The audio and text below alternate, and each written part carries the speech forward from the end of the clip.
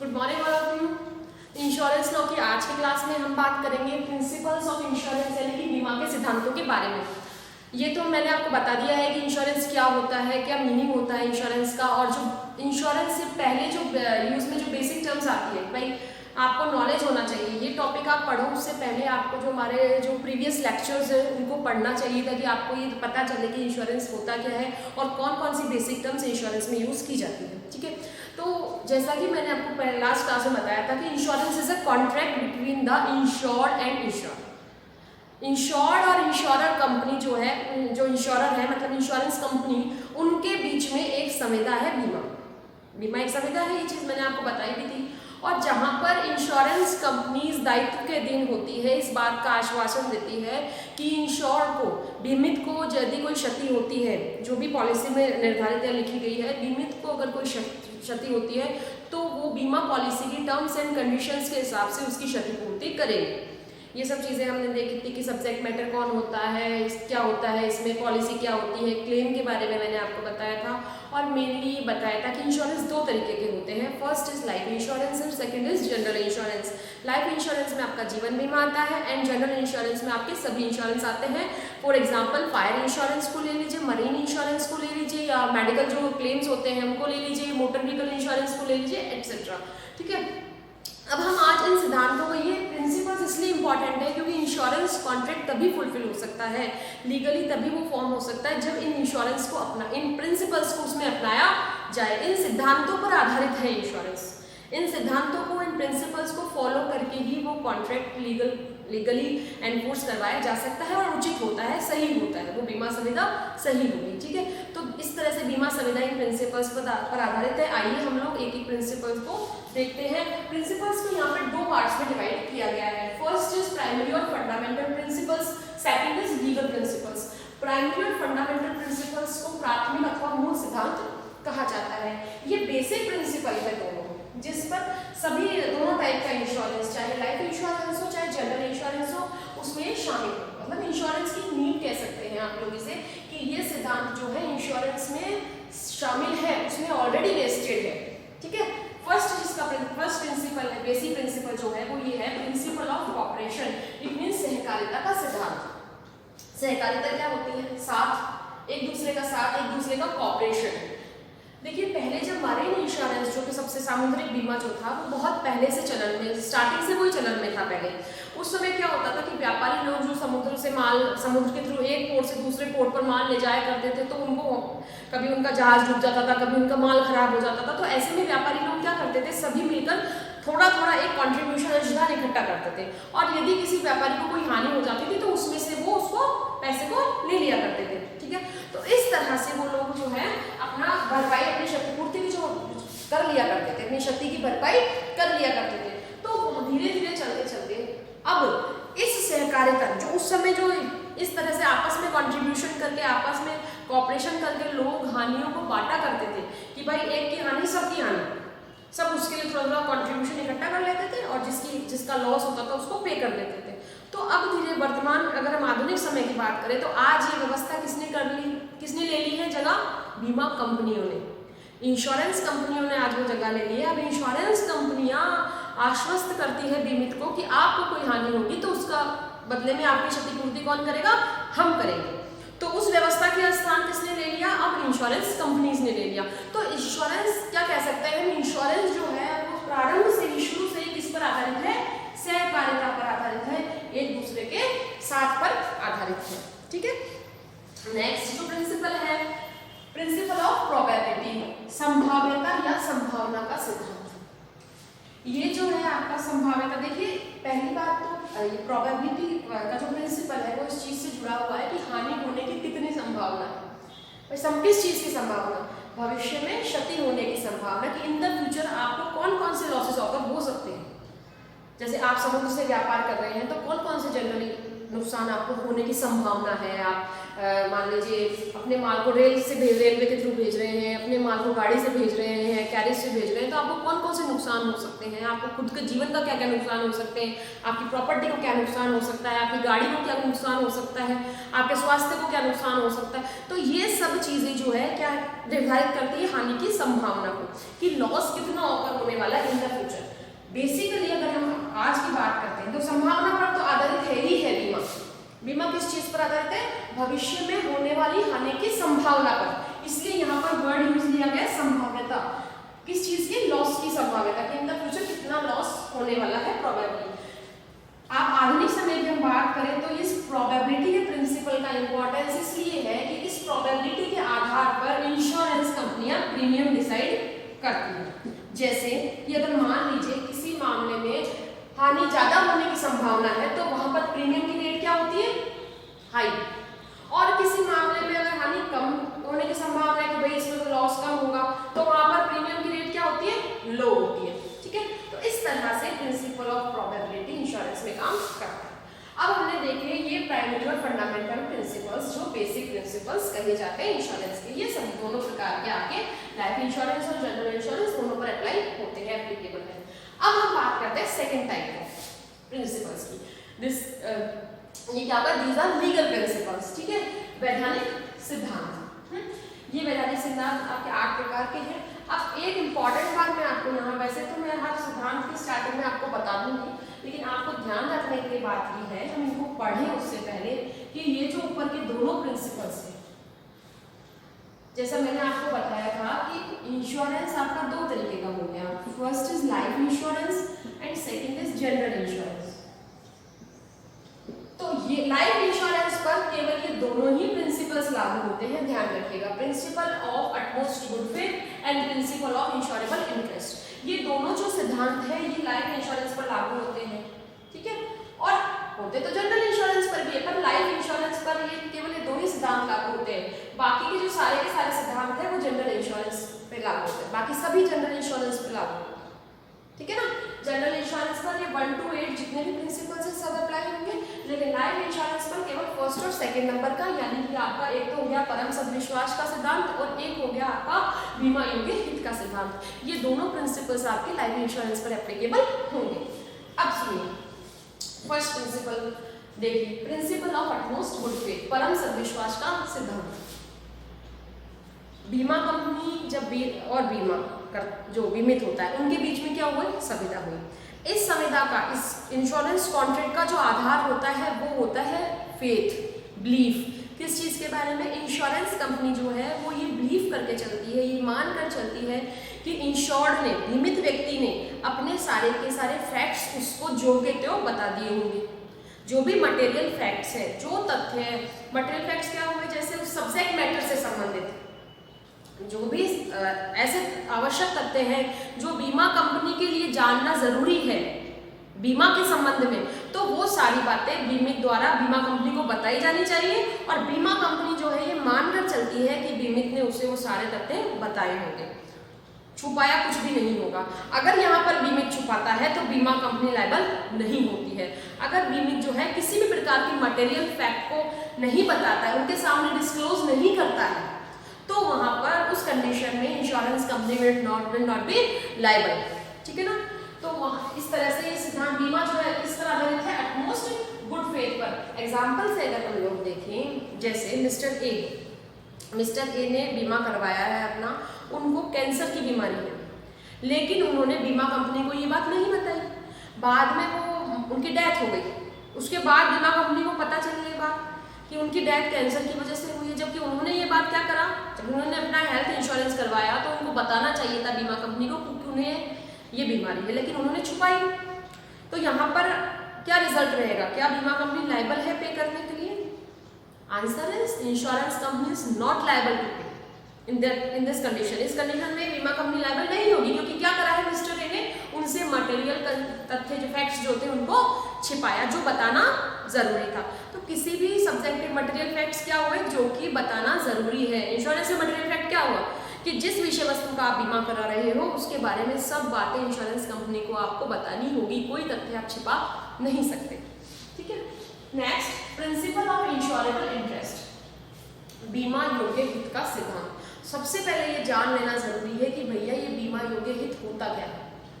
बीमा योग्य हित हुआ बीमित का खुद का हित, उसका इंटरेस्ट। ये देखो कि आपका इंटरेस्ट बीमा कराने वाले व्यक्ति का इंटरेस्ट है या नहीं।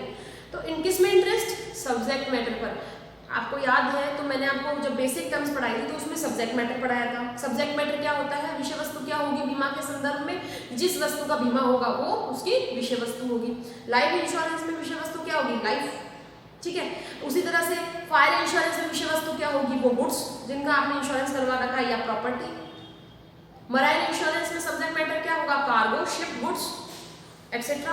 तो यहाँ पर जो है आपका इंश्योरेबल इंटरेस्ट यानी कि जो व्यक्ति इंश्योरेंस करवा रहा है उसका इंश्योरेंस करवाए जाने वाले सब्जेक्ट मैटर में हित होना चाहिए, इंटरेस्ट होना चाहिए। कहने का मतलब ये है, देखिए समझिए, मान लीजिए मैं इंश्योरेंस करवाती हूँ अपनी वस्तु, तो मेरा उस वस्तु में इंटरेस्ट है। फॉर एग्जाम्पल मेरी एक कार है, मैंने अपनी कार, क्या मैं अपनी कार का इंश्योरेंस करवा सकती हूँ? Answer is yes. क्यों? क्योंकि मेरा उसमें इंटरेस्ट जुड़ा हुआ है। लेकिन क्या मैं अपने नेबर की कार का इंश्योरेंस करवा लूं? Answer is no. क्यों नहीं करवा सकती? क्योंकि वो मेरी नहीं है भाई, मेरा उसमें कोई इंटरेस्ट नहीं है। कहने का मतलब है वो उसमें मेरी ओनरशिप नहीं है, मेरी कार नहीं है वो, मैं क्यों उसका इंश्योरेंस करवाऊंगी? समझ गए आप? तो इस तरह से जो इंश्योरेंस की विषय वस्तु होती है उसमें बीमा योग्य हित होना जरूरी है। एक और एग्जाम्पल से जैसे मैं आपको क्लियर कर देती हूँ। मान लीजिए मैंने मिस्टर ए के पास अपनी प्रॉपर्टी है, उन्होंने उस प्रॉपर्टी को सेल कर दिया बी को सेल कर दिया। अब उस प्रॉपर्टी का ओनर कौन है? Mister B. अब कुछ महीनों बाद उस प्रॉपर्टी में आग लग गई, उसका नुकसान हो गया। क्या इंश्योरेंस कंपनी मिस्टर ए को पैसा देगी? इंश्योरेंस क्लेम दावा कर सकते हैं क्या? इंश्योरेंस क्लेम कर सकते हैं क्या मिस्टर ए? या इंश्योरेंस कंपनी से इंश्योरेंस अमाउंट प्राप्त कर सकते हैं क्या? Answer is no. क्योंकि वो पहले वो भले ही प्रॉपर्टी उनकी, अब वो उस प्रॉपर्टी के स्वामी नहीं है। अब उस प्रॉपर्टी का हित मिस्टर बी का है, इंटरेस्ट उस प्रॉपर्टी में। अब उसका स्वामी कौन है? Mister B. समझ में आई बात? तो मिस्टर ए को कोई लेना देना नहीं है ना उस प्रॉपर्टी से। तो ये होता है हित, आपका इंटरेस्ट है। तो जो सब्जेक्ट मैटर है उसमें सामने वाले का हित होना चाहिए। इससे होता क्या है, इस प्रिंसिपल से इसके फॉलो करने से ये होता है कि भाई जो जैसे चोरी की गई वस्तु है, किसी और की वस्तु है और इंश्योरेंस करवा ली गई, तो इससे व्यक्ति सतर्क हो जाता है। बीमा कंपनी उन चीजों के लिए लायबल नहीं है। वो किसके लिए लायबल है? कि वो वस्तु आपकी होनी चाहिए जिसका आप इंश्योरेंस करवा रहे हो, आप उसके ओनर होने चाहिए या आपका उसमें कोई इंटरेस्ट होना चाहिए। तो उस इंटरेस्ट को यहाँ बोला जाता है इंश्योरेबल इंटरेस्ट। समझ में आई बात? अच्छा, तो ये दोनों प्रिंसिपल्स किस पर अप्लाई हो गए? जनरल इंश्योरेंस पर भी और लाइफ इंश्योरेंस पर भी। समझ में आ गई ना? ये दोनों ही प्रिंसिपल्स जनरल इंश्योरेंस पर भी एप्लीकेबल है और लाइफ इंश्योरेंस पर भी एप्लीकेबल होते हैं। क्लियर हो गई बात? अब आओ नेक्स्ट, अब बात करेंगे तीसरे प्रिंसिपल के बारे में, प्रिंसिपल ऑफ वारंटी यानी कि आश्वासन का सिद्धांत। आश्वासन का सिद्धांत भी सभी प्रकार के इंश्योरेंस में लागू होता है, ठीक है ना? आश्वासन का सिद्धांत कहने के ये कहता है कि भाई जो बीमित है, जो इंश्योर्ड पर्सन है, इंश्योर्ड पर्सन पॉलिसी में दिए गए जो टर्म्स एंड कंडीशंस है उनको फॉलो करेगा, उनको ब्रीच नहीं करेगा, उनका भंग नहीं करेगा, ठीक है? तो प्रिंसिपल ऑफ वारंटी आपका जो रिलेटेड है वो है terms and conditions of the policy. किससे संबंधित है? पॉलिसी के नियमों और शर्तों से संबंधित है। और यहाँ पर जो आश्वासन दिया जाता है वो किसके द्वारा दिया जाता है? बीमित द्वारा। बीमित बीमाकर्ता को आश्वासन देता है कि भैया मैं जो है वो शर्तों को भंग नहीं करूंगा। यदि बीमित जो है उस वारंटी को ब्रीच करता है, उस आश्वासन का भंग करता है, शर्तों का नियमों का भंग करता है, उनका पालन नहीं करता है, या फिर बीमाकर्ता के दायित्व को जबरदस्ती बढ़ा देता है, खुद का कोई दायित्व पूरा नहीं करता है, तो ऐसी कंडीशन में बीमा कंपनी उसको पे करने के लिए लायबल नहीं होती है। जैसे मान लीजिए हम लोग अगर बात करें आश्वासन भंग की, तो जैसे ये कंडीशंस लिखी है कि जैसे आपने फायर इंश्योरेंस करवाया और फायर इंश्योरेंस करवाया है आपने, तो वहाँ पर आपको अपने जो परिसर है, जैसे इस प्रीमाइसेस का करवाया आपने, इस प्रीमाइसेस में कंपनी ने ये कहा कि आप किसी भी तरीके का कोई डेंजरस गुड्स है, जो खतरनाक माल है या सामान है, आप उनको इस प्रीमाइसेस में नहीं रखेंगे जिससे आग लगने की संभावना हो, ठीक है ना? या फिर आप जैसे मरीन इंश्योरेंस में आप माल को भेज रहे हो एक जगह से दूसरी जगह, वहाँ पर आपने उन गुड्स की अच्छी पैकेजिंग करवाई। ये बीमा कंपनी बताएगी आपको, टर्म्स एंड कंडीशंस में लिखा होगा कि आप उनकी पैकेजिंग बहुत अच्छे तरीके से करवाएंगे ताकि माल की क्षति ना हो।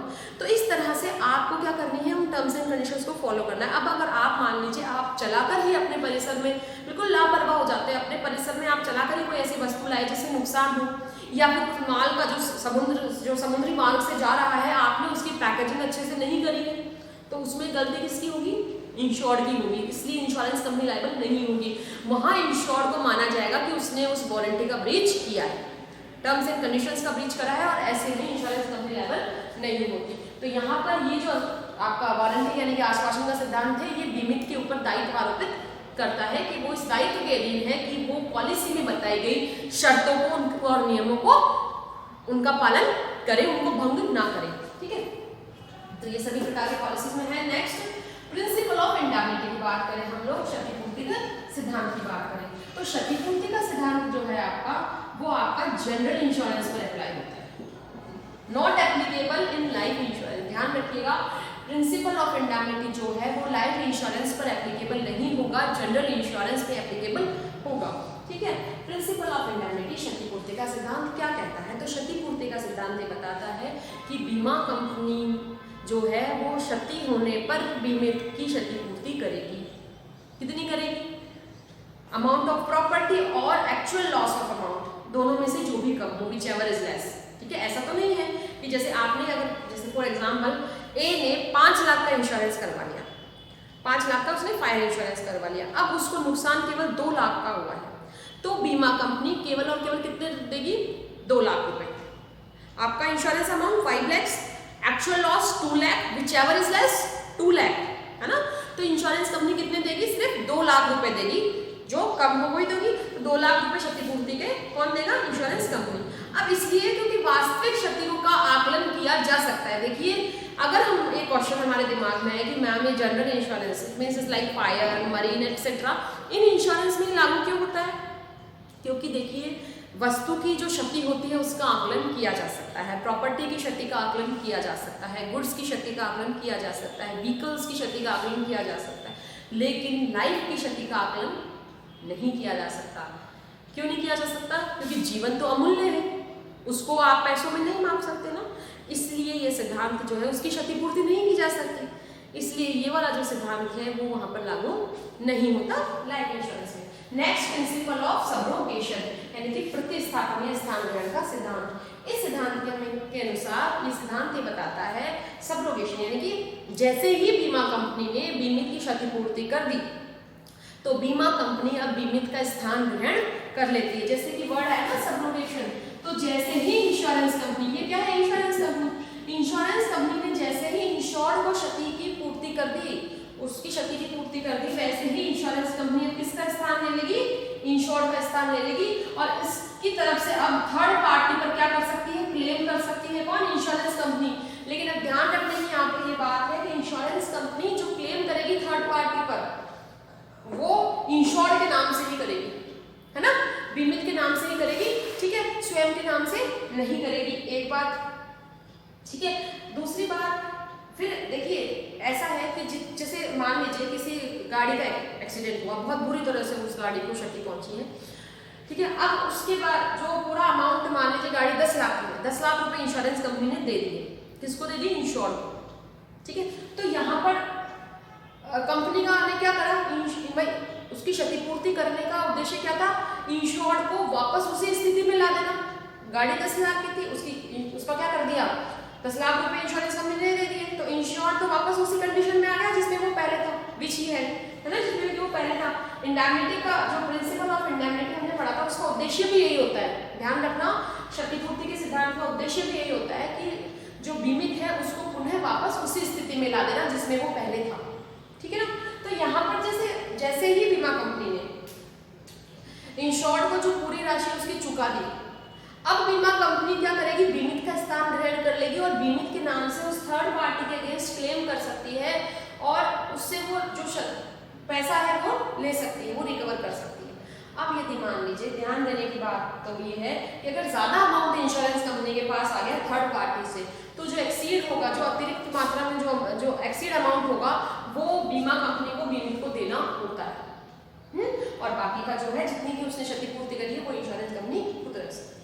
ठीक है, तो ये वो आपका प्रिंसिपल ऑफ सबरोगेशन, जो किस पर लागू होता है? आपका जनरल इंश्योरेंस पर। ये तो मैंने आपको बता दिया, मैं एक डिटेल बताते जाऊंगी। ठीक है, नेक्स्ट की बात करें हमने प्रिंसिपल ऑफ कॉन्ट्रीब्यूशन, अंशदान का सिद्धांत। ये भी आपका किस पर लागू होता है, जनरल इंश्योरेंस भी, बाकी सभी जनरल इंश्योरेंस पर ही लागू होते हैं, ठीक है ना। नेक्स्ट ये क्या कहता है आपका प्रिंसिपल ऑफ कंट्रीब्यूशन, ये कहता है अंशदान का सिद्धांत। ये वहां इस सिद्धांत के ये सिद्धांत तब लागू होता है जब बीमित ने अपनी सब्जेक्ट मैटर का जो इंश्योरेंस है वो एक से ज्यादा इंश्योरेंस कंपनियों से करवा रखा। भाई कई बार होता है ना कि डर रहता है कि मैं ये सब्जेक्ट है, ये जो विषय वस्तु है इसका बीमा मैं उस कंपनी से भी करवा लेता हूँ, उससे भी करवा लेता हूँ, 2 कंपनी से करवा लिया मान लीजिए आपने ना, डबल इंश्योरेंस करवा लिया आपने, ठीक है। तो वहां उस समय क्या होता है कि अब इस सिद्धांत के अनुसार इस सिद्धांत 2 मेन बातें बताता है। क्या मेन बात बताता है? पहला तो इस सिद्धांत ये कहता है कि यदि एक सब्जेक्ट का आपने एक से ज्यादा कंपनियों से इंश्योरेंस करवा रखा है तो जो इंश्योर्ड है, जो बीमित है, उसके पास ये अधिकार होता है कि वो किसी एक इंश्योरेंस कंपनी से ले ले या दूसरी इंश्योरेंस कंपनी से ले ले, ठीक है, या फिर मतलब थोड़ा उससे ले ले रेशियोली, या फिर चाहे तो किसी एक ही इंश्योरेंस कंपनी से ले ले। फॉर एग्जांपल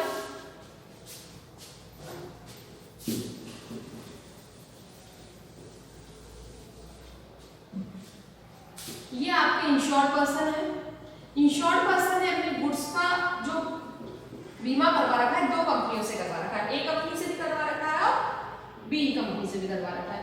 अब ये सिद्धांत के अनुसार, प्रिंसिपल ऑफ कंट्रीब्यूशन के अनुसार इंश्योर्ड का राइट है कि वो चाहे तो पूरी राशि ए से ले ले, चाहे तो पूरी राशि बी से ले ले, या फिर दोनों से ले, दोनों से मतलब अनुपात में राशि जैसे आधी आधी ले ले। फॉर एग्जांपल 5 लाख का इसको नुकसान हुआ, 2.5 लाख इससे ले ले, 2.5 लाख इससे ले ले, या फिर पूरे 5 लाख इससे ले ले, या पूरे 5 लाख इससे ले ले। यदि अब सेकंड क्या कहता है, ये आगे क्या कहता है ये बात कि इंश्योर्ड ने अगर एक ही बीमा कंपनी से पूरा पैसा ले लिया तो ये जो बीमा कंपनी है जिससे पूरा पैसा ले लिया, ये कंपनी दूसरी जो बीमा कंपनी है उससे अनुपात में वो पैसा वापस ले सकती है। नहीं पर एक तो इसके पास अधिकार हो गया कि किसी से भी ले सकता है इंश्योरेंस अमाउंट, उसकी क्षतिपूर्ति की राशि। अगर ये किसी एक से लेता है तो जो इसको चुकाती है वो बीमा कंपनी दूसरी बीमा कंपनी से अनुपात में राशि प्राप्त कर सकती है। इसे कहते हैं अंशदान का सिद्धांत, ठीक है। अब हम बात करेंगे प्रिंसिपल ऑफ प्रॉक्सिमेट कॉज के बारे में, निकटतम कारण का सिद्धांत।